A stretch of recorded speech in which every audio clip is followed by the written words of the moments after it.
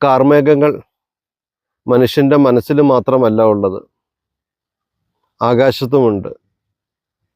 ഈ മേഘങ്ങളെല്ലാം, ഈ കാറുകളെല്ലാം കണ്ണീരായിട്ടും മഴയായിട്ടും പെയ്ത് ഒഴിയുക തന്നെ വേണം.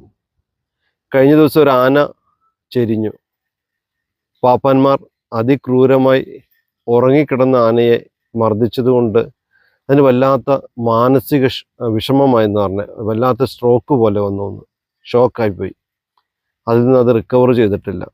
അപ്പോൾ മനുഷ്യനും മൃഗങ്ങൾക്കും പ്രകൃതിക്കൊക്കെ ഉണ്ട് ഈ ഷോക്ക്. ഇങ്ങനെ വെച്ച് വലിയ മേഘങ്ങളായി കൂട്ടി വെക്കരുത്. പെയ്തൊഴിയട്ടെ.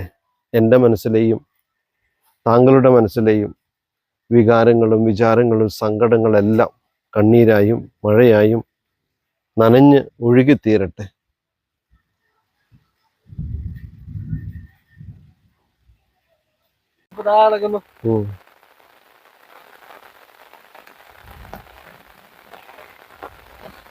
ഇപ്പൊ നമുക്ക് ഒരു